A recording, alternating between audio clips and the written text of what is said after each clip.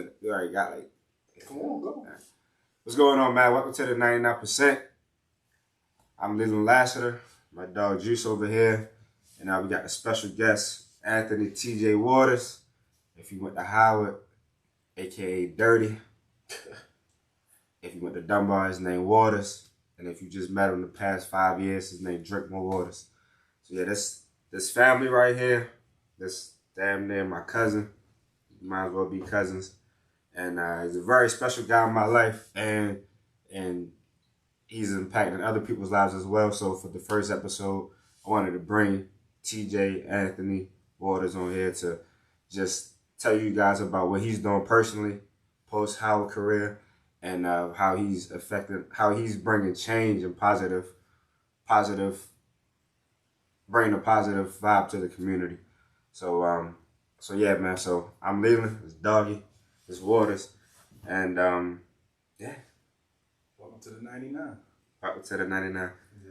So yeah, dude. So for right now, I just want to do a quick small intro before Howard. So my first question is, just to get this all started,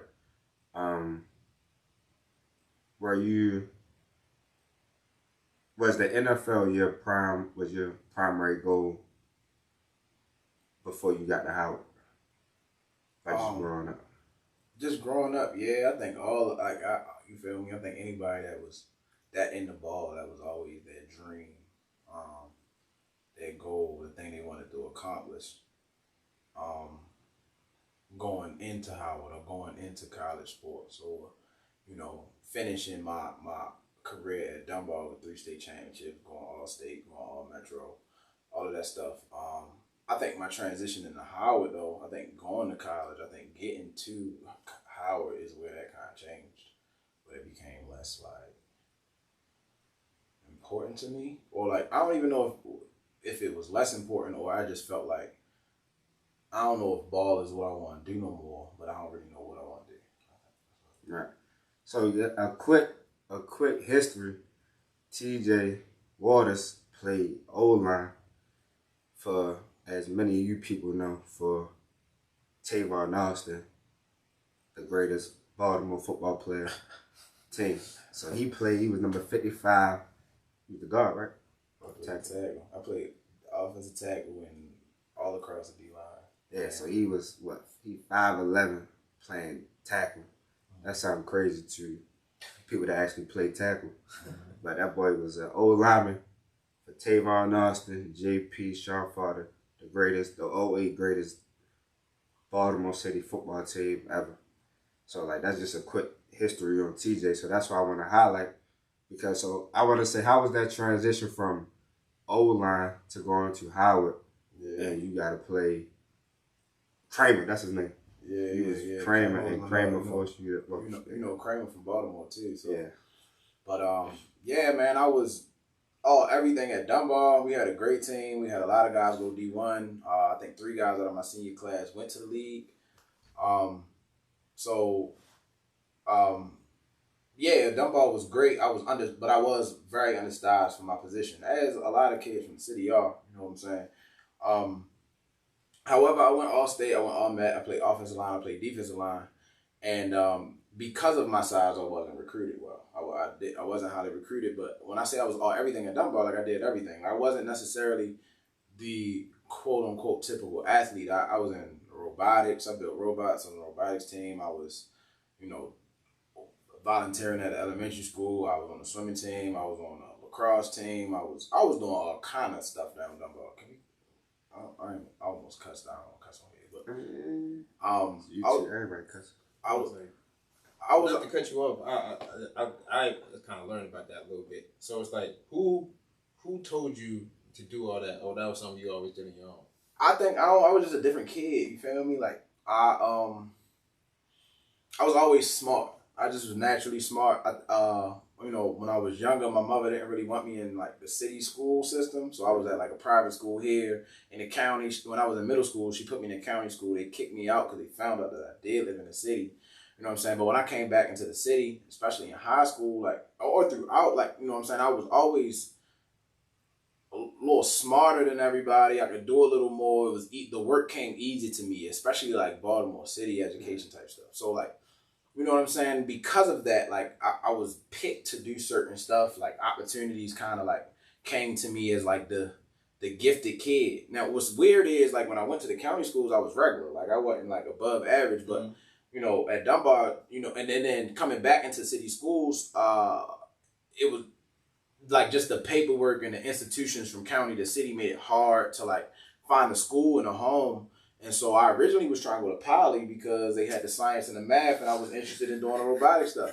But I played ball. Look, he mad because I said I was going to Poly. But like that's what make me such a Dunbar guy, because Dunbar is kind of like left out and forgotten about. Poly told me no. City put me on the waiting list. So it was like, that was early though. You know what I'm saying? So you I'm graduated like, 08? Yeah, I graduated 09. So it's like, you know what I'm saying? They wasn't really. And like for me, like I played football my whole life, but like as far as the high school scene, who I should play for, I wasn't really tripping off of. I was just trying to go to a high school. Norfolk connection. The Norfolk connection is how I got to Dunbar, though. You know what I'm saying? Like, and not only that, it was Coach Cyrus, a basketball coach, who was cool with my family. You know, connections got me down there. I got an interview with Mr. Shaw, the principal. He welcomed me with open arms. That's why Dunbar is like always a special place in my arm, like in my heart. Like that's how I got there. But even when I got there, he's like, you should do robotics. I think I need you to do, you know what I'm saying? He was like challenging me to do something else. So who got me into certain stuff like that, I think Mr. Shaw pushed me a little bit into like trying robotics out. And so like I was always willing to like try stuff or like do stuff that was different from everybody. And I hated when people told me what I was doing, like didn't match there. Yeah, you feel me? Like, why you doing that? Like, you ain't gonna tell me I ain't gonna do that. Like, now I'm gonna do it. Like, I want it to be different. Like, everybody wearing this, I'm gonna wear that. Like, you know what I'm saying? Sometimes I wanted to be like everybody else, but I also like had this thing where like if it was something that I wanted to do or I was into, well, I had a stubbornness about me. So I think that's what got me into like that kind of shit. So, you know, being in all of those different things and having better grades than the most of my class, and you know, I had one of the highest SATs in my class, which I mean, like, compared to, like, the United States, so that wasn't crazy high, but, like, again, we talking about Baltimore City. So I was always elevated and was expected much of. I also always felt like that burden on my shoulder, like, expected a lot of me because I was those things. I felt like everybody was looking at me to do. And I actually got accepted into Howard. I was being recruited by a bunch of schools. I had nothing firm on the table, and I got accepted into Howard off my academics. And coaches reached out on my behalf, met Kramer, met Coach Sims, who went on to FAM. No, he went on to Bethune-Cookman, I'm sorry. And they kind of embraced me too. Like, we like you, we think you got potential, whatever, you can come on. And they brought me on. But they didn't have no money left. So you gotta wait till next year. What was that? A gray shirt? Something like that? It was a regular red shirt. I came into school, yeah, pretty much, essentially, with like the incentive of, you know, as it all works out, we like you, we want you to play. You late to the process, right. We give you some bread. Then they get fired. Kramer and them get fired. Fleet come in, he don't like nobody from our class. He don't like nobody from the DMV. He told me that personally. You feel me? So that was that. And that was like I was starting over, and I went through a lot. Reflecting on it, I went through a lot mentally. And it even affected my ability to perform. And I think you asked me about the transition. Like, I was a lineman. So I was always that tweener. I was too slow to be in the back seven. Yeah. You know, but I was really too small to be a lineman, but I was very good at it. You feel what I'm saying? And what I probably should have did was like said, forget what coaches is telling me I'm playing D-line. But I transitioned to linebacker, and I mean I'm glad I did. I had a ball. My athleticism went like from here to here, but like it was still tough for me. Like I'm a 4'8" guy.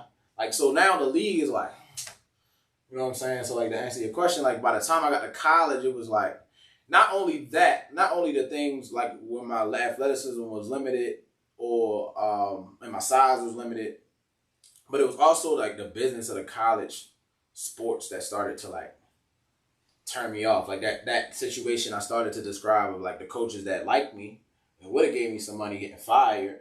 The new coach was coming in and not caring and improving myself, and then ended up getting some money.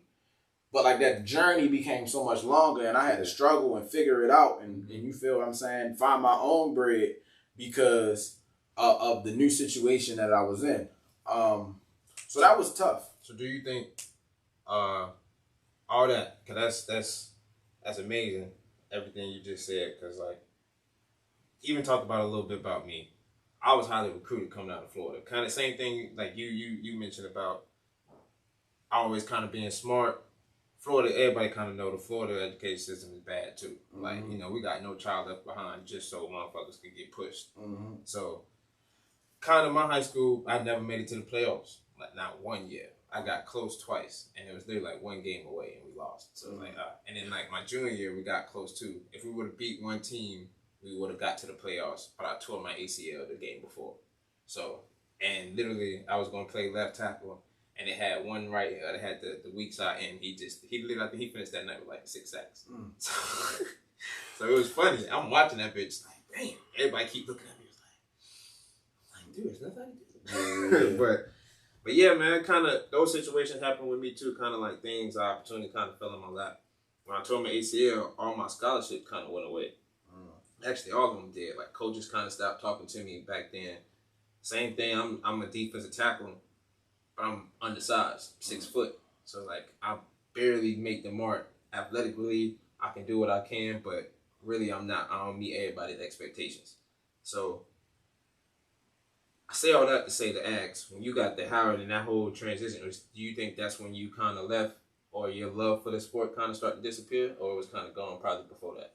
But it wasn't because of that stuff. It wasn't because of, like, the limitations of my size or trying to transition positions or not having the scholarships or, like, the bullshit. Like, you know what I'm saying? I'm not afraid of the hustle or the grind. And like, right. If you look at what I post graduation of college was what happened, like you would see that. But I think what made me lose the love for it was seeing the system that was the college like athletics and like the transition from the coaches and the way the coaches viewed players, the way the scholarships came in, the way that dictated, you know, how things happen on a practice and game field, like just all of it, you know what I'm saying? Right. How, you know, the connection to athletics or the football team to the rest of the university and how that's viewed, and you know, it was just this tug of war, like it wasn't just about football no more. It was like all of these different things, the politics, like,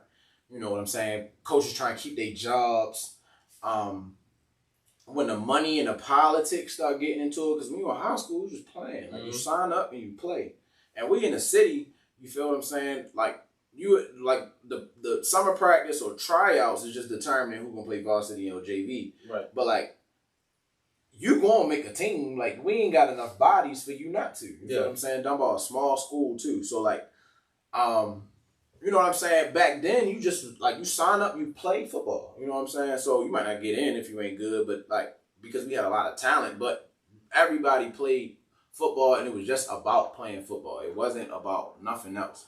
And when you get to college, it just turned into, like, a whole bunch of everything else. Yeah. And it's hard to balance. And then, not only that, I think I was evolving as a person. Like, college is your, like,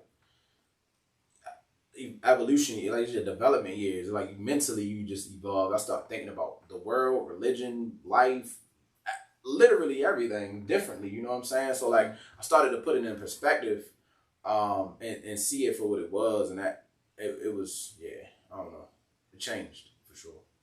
All right, so I want to go back real quick. So real quick, so the whole point of this podcast is to share. We want to get former athletes to share our stories, and then in the same breath, we want to share our stories, but also tell how to possibly make it better for the upcoming youth, especially in high school and possibly college, when they transition to the next stage of different routes and how to get better and not feel stuck. So to go back to you, how was the process of the senior year getting the offer? How was that process like? Like, were you helped?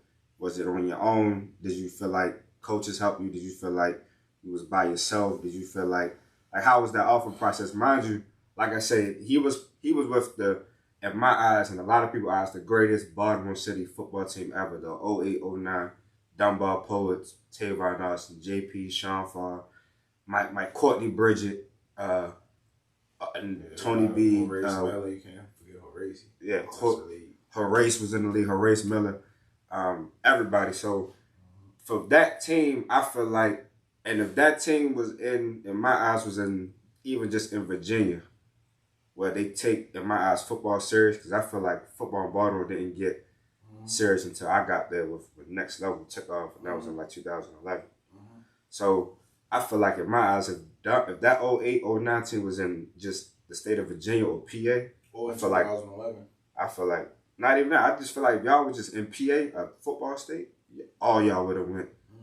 Y'all ain't even had to go prominent. You ain't even had to go to the Power Five. Just somebody, all y'all would have went somewhere with no issue. So how was that? Yeah. Well, so how was that transition what I will of also getting say to school? is, like, I disagree with you a little bit, because I think we was the start of the era that you talking about. Yeah, I was gonna highlight that. I feel like y'all Tavon definitely sparked that off for us. Yeah, because for the city. When I came out, we had 10 guys go D1, right, get scholarships. Well, were they legitimate scholarships? Because I know that I was included in that 10, so no. So, but we had, Mike went to UNLV. Sean Farr had Louisville. Tavon obviously had $1,000. He went to West Virginia. JP, UAB. I said Mike already, right? Courtney and Mike went to UNLV. Well, Courtney went to UNLV for sure. Yeah. Did Mike go? Mike stayed at UNLV. Okay. Mike definitely went to UNLV. Waters went to Central Michigan. Yeah, one of the Michigans. I'm forgetting guys. Tony went to Morgan. Horace, Louisville. And then UTEP. No, he ended up at UTEP. Okay. But he went to Louisville first. Him and Sean got scholarships to Louisville. Horace, they talk about Tavon a lot, but Horace won the entire Nike Spark Combine. Yeah, my better is your better. Nike came down. And Big Tigger, they did a rally at the school, because he won the whole entire. He won the Baltimore one, and then they flew him to Seattle or Oregon or wherever it is. Yeah, is that do For the they national. still do that in Nike Sport? Yeah, no, they. I think they stopped because of COVID, but they did in 2018. I think I'm up to 9 or so. I could be forgetting somebody. I apologize for whoever from my team I forgot. But we had a bunch of guys, and so what you're saying, I always say about the team right before us, the 06, 07, and 08 Dunbar class. Because you remember, I won 3. My 9th grade year, I was still Nova. They should have won another one. They lost the round for the state championship. So you had guys like Delano Johnson that went to the league, Yusef that went to Bowie, and so Delano went to the league, and Yusef didn't, but they were our full scholarship guys. They praised them. They had banners in the school, like, look at what we doing, because you didn't get football scholarships coming out of Baltimore City. Straight basketball. And they got scholarships to Bowie, D2. Now, and we're not talking about Bowie now, and that's like highly touted, does really well. Bowie back then wasn't like that, but it was a big deal because in Baltimore City that didn't happen. Right. If Delano Johnson would have played on my team, he would have went to Texas. You know what I'm saying? So, like, and I always said about the 08 class, the class right before me, it was so much talent. That team that you call the greatest team is not better than my junior year team. You might have had better skill guys here and there, but, like, just because of the interior, the size, the guys we had on that team, that 07-08 team is better than the 08-09 team. We went 14-0 that year. That's the year, rest in peace, Coach Eaton passed away. So those guys, though, didn't get those scholarships or those looks. A lot of Bowie was there, a lot of Frostburg, Salisbury, like that type of thing. Like, God, they just weren't recruiting us. But at the same time, this is right after YouTube and Tavon Austin started high school the same time YouTube came out. Yeah. And so it was building. And so after we go 14-0 in the championship, now the scouts are there. The seniors kind of got left out of the equation, but they was looking at us. And then Horace goes and wins a Spark Combine.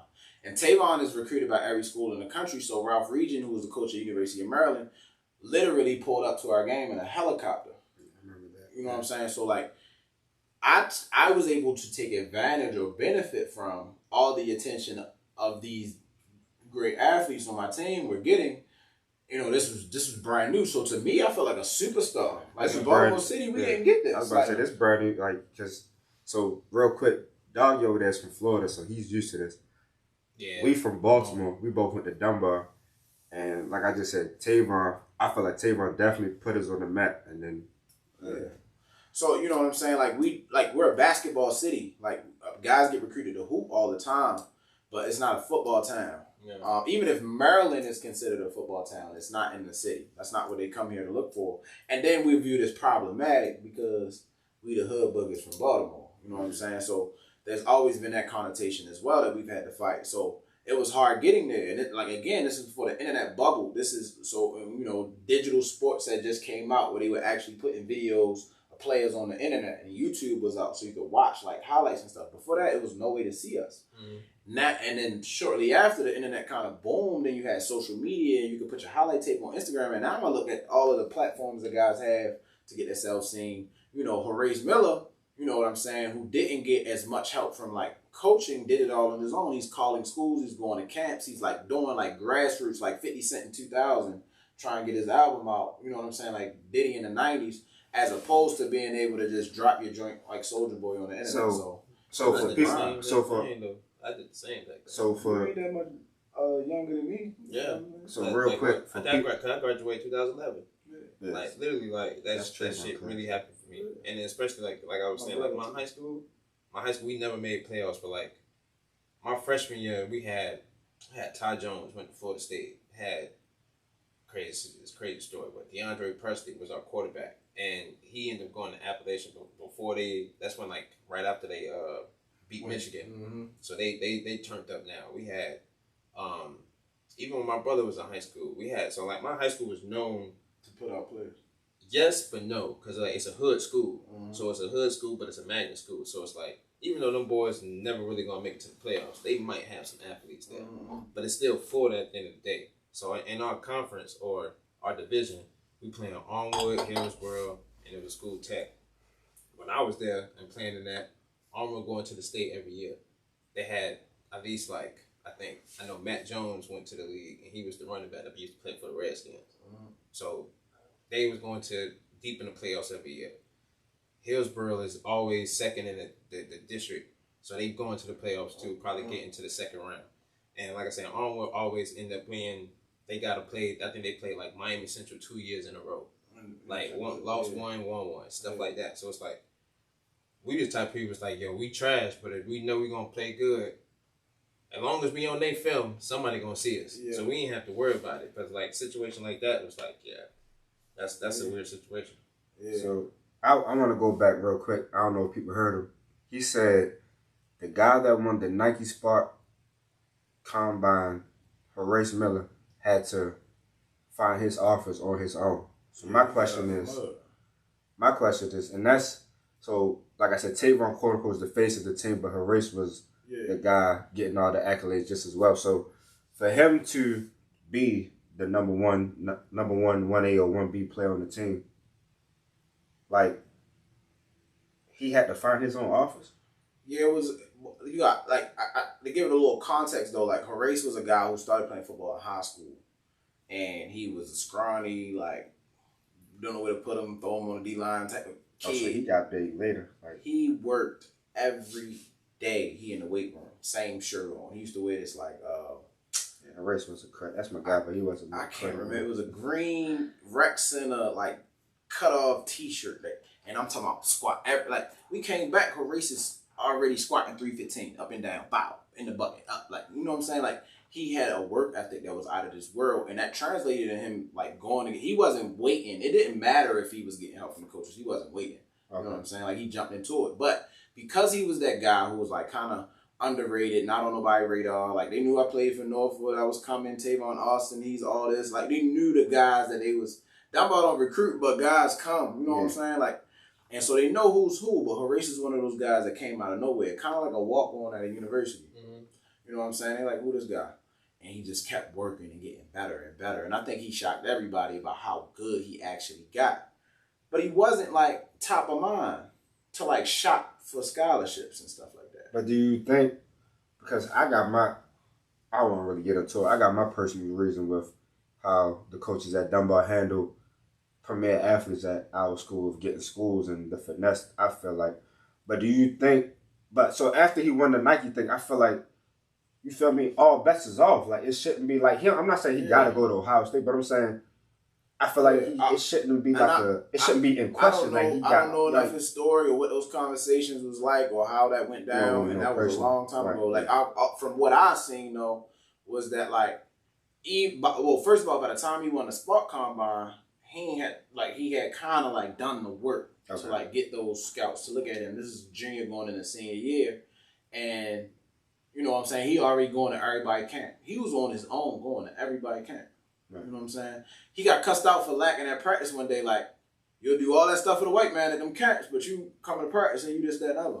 But I also know his mind. You know what I'm saying? Like, but I also know his mindset. He trying to go get it. Statement, but it's like, well, that white man trying to give me the money though. Yeah, like I'm trying to make it. Like that's all it was with him. It wasn't a slight, because he been grinding here too. Yeah. His work ethic outshines most of the guys. You know what I'm saying? And it really was like in the moment trying to get him going. Like I don't want to like stick on that statement. Like it was really an attack on his. No. But it was like one of those things. But if you really think about it, like his work ethic was like that for Dunbar. You know what I'm saying? So I do agree. I do see what you're saying. I think they should have did more. You know what I'm saying? They should have been hitting Miami, Florida State, all in phones for yo. And he got a scholarship to Louisville. Don't get me wrong. You know what I'm saying? They got two guys. They came and got two guys from Dunbar that year. Right. Straight. So like with you, all right, so back to you. So now it's your turn to, like, so you say you got an athletics, I say athletic. You got an academic scholarship to Howard. So you got accepted in Howard. I got accepted in Howard, and then I start hustling for money. I got a bunch of academic money from Baltimore. So, like, remember I told you I was involved. I did stuff. I was in robotics. I volunteered. I was in, like, little organizations that had, like... So, like, I was getting money from all of these other support systems from our people, you know what I'm saying, who was like, oh, this kid, you know what I'm saying? And I got to Howard and met people. My best friend to this day, my big sister, we met off of me trying to find some bread to finish paying for school because I just needed to get over the hump, so I got my scholarship. All right, cool. But personally, football-wise, minus academic, do you feel like you had that push after Tavon, Horace, and Courtney, because Courtney came from Calvary, he probably had his offers already. So after all of them, the skills position got their offers, do you think you had that same push of, yo, Waters been grinding, he low key? I did, because I was one of the favorites. I was, star lineman, like, you know what I'm saying? They viewed me like that. They wanted that for me, and I was a good look for the school because I was smart. My grades was good. Mm-hmm. Like, we could shot Waters to like the smart schools. Like, he actually got the grades. You know what I'm saying? Like, he, everybody else, all the other guys that was ballers, didn't necessarily had the grades. So I was a special case. You know what I'm saying? They wanted me to do well. That's how the Howard thing happened. So a lot of guys got in the Howard. And they wouldn't have got that push. My coach back at the crib when I was coaching with, he used to say he would call. He was like, "You're an easy ticket." Yeah. He was like, "Easy ticket." Trayvon, it was like, that's a tough ticket. He always say, "Yo," every time he used to talk to him, he was like, "Yo, Matt, easy ticket. His grades, I can show him his grades. He's gonna be straight. He don't got no discipline actions, and then I can show him the film. I can just show your film." Yeah. And then when they talk about your character, I can't say and then they always be like, "And I'm not gonna lie." Yeah. So, and that was another thing. I think you trying to hint to it. I think coaches, especially high school coaches on the level, they try not to show it, but sometimes they at the detriment to the child and the kid, they're doing a business game on their own individually because they're still trying to make levels. They're trying to network, make connections. Yeah, start a pipeline. Right, start a pipeline, all that. So if they don't want to burn the potential bridge by giving the kid the opportunity or standing up for this kid. Yeah. Sending there and that kid don't do nothing, then that recruit don't come back. You know what I'm saying? But I get that. I get that, and I agree with that. I think that was my case. But to Leland's point, I think that it was guys that had the talent and had enough where they could have pushed, they should have gave those guys a chance. But if you wasn't in this like that I know that I don't want to say his name, but that bubble. If you wasn't in that bubble, you wasn't going like because so I know exactly what you mean, and I ain't saying you wrong, and I ain't sticking up for the coach. I think it's not cool. I don't care. Me personally, I feel like I don't like the high school level. Off the talent. It should not have nothing to do with no pipeline, none of that. It should be about the best situation for the jit either way. Absolutely, because you want all your kids to do well. But what that reminds me of is get to Howard, and it's the same kind of political game. Right. My guys, we talk about all the time with our coaches. That like, you know what I'm saying? These my scholar. These the ones that I recruited. I ain't recruited them over guys. Like I had. That's the. I might not went through the high school, but that's what I went through in college. Like you and I went through the same. We went through. I went through the same thing you went through. I went through. Yeah. Because Coach Berry, I was telling Doug, Coach Berry recruited me. As soon as I got there, he went to Southern. My Coach Berry, where you at? Coach Berry was one of the best ones. Oh, damn, my bad, Lassiter. I'm at Southern. Damn. Yeah. Boat Dog don't want me. Boat Dog want DB 6 foot and taller. Mind you, we all look the same height on film. I never understood. But I was in the same way. Like, I was always, and then Flea, he from Florida. He look at the DMV. He from Florida, the old Florida, so he looking at the DMV from basketball perspective, from the 90s and early 2000s. So he think we don't know. That's crazy. After everything y'all just said, now I can see his mindset now. I never thought about it like that. I never knew why he did not really rock with the DMV like that. But now that you said it, I can see that. Yeah, now. Like we got on the map in 08 with Tavon. Next level. My next level. Shout out to Coach Corey. Yeah. Yeah. So like, and I want to say shout out to Coach Corey too and Coach Dev for putting the next level on the map in 2010. No, I like those guys. 2010. McManus, all the Calvin McManus, Trev, Daquan Davis, Beasley, Adrian Amos, who playing number 31 starting safety for the Packers. Charles Tapp, Oklahoma. So that's what Penn State, Oklahoma. My guy Will coaching at USC, but he went to Oklahoma. Like they spot there like so Tavon broke down the doors, broke down the barriers. Thank God for technology. Yeah, YouTube. Like Tavon still got the greatest highlight tape in YouTube history. Like if it wasn't for YouTube, you probably wouldn't know Tavon was either. Yeah, so I say Tavon broke it. Tavon and their 08, that's why I looked at them as the greatest class. Tavon and their 08, 09 class broke down the barriers for us. Then Coach Corey and Coach Dale were next level. That's what 707 for us. I don't know when it took off for y'all, but for us it took off. We started catching on in 9, 10, 11. And next level went to all these camps. They had 8 people. They had 7 people on the field and 1 sub, and was winning tournaments at all the schools. That's how it was out last year at Dunbar. We had all those guys. We had all those athletes, all these D1 talent guys. We had Tavon, Sean, and so on and so forth. And they started to run the 7-on-7 circuit. Because those things weren't around before. Right. So like when you got to next level and y'all were doing it, it was around now too. Like it was something that Dev and them saw, like, oh, we can do this with our guys. But like that stuff was just starting with us. And so like, you know, that was the first wave.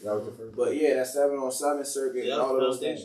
Yeah, definitely. And I always look at it like, we weren't really the foundation. It was them guys them few years before. Yeah. Right. Like that ain't had an internet from Nate Irby to Delano and Johnson and all of those guys from that 04, 5, 6 era till we start winning in 06, 07, 08 state championships, and even those first 2 championships, a lot of talent on those teams that, they had to figure out something else. They had the talent, had the drive, wanted to go to, that 99%. Like just did lack the opportunity to be seen. They got lost. They got born. A couple years too early. And it's so funny. Like I feel like I'm getting old because now it's 2022, and I look at a kid that's a freshman in 2022 in high school, and how you can literally create your own brand. I'm glad you hit on that. That was my next topic for the high schoolers. Get yourself recruited. Get somebody to do your film. Like you don't even need a coach. No. You know what I'm saying? Like you don't control what you and I want to say that. So like I said, we also want to help the youth coming up. So for what Waters is about to say, control what you can control. And right now in the age of social media, for you young guys out there, and especially if you feel like your coach is not in your corner, don't even worry about it. Especially with this NIL deal and all these things that's going on. Talk to your parents, and if your parents don't know anything about sports, a lot of y'all in these 7-on-7 programs, talk to your 7-on-7 coaches, because that's what got my offer. Coach Corey got my Howard offer, my 7-on-7 coach. And I just want to, like, y'all can need to control what y'all want to control. How many? Serious? 37 minutes. 37? We've been on for 37 minutes. Oh, they said 3. We still got 3 minutes left. You had 40 minutes. Damn. Nah, so I wanted. Yeah. So I didn't want to be on the high school too long because I really the main point of this episode I really wanted to highlight. I mean, we could do a 2 part. Part 2, yeah. Yeah. So all right, so cool. So that's fine. So all right, so we ain't got that much time left. So I want to say this is perfect. So this I would say this is gonna be a 2-part episode because like I said with Waters, we definitely want to get into. So we by accident, and this was accident. By accident, we talked about the first half of high school and how kids can get there to the next level. Yeah. So basically, right now, I just want to and I just want to sum it up by saying, new age social media, you young guys talk to your, don't rely on your coaches. All this new huddle and these new ways you can make your own film, get out there yourself. All these NIL deals.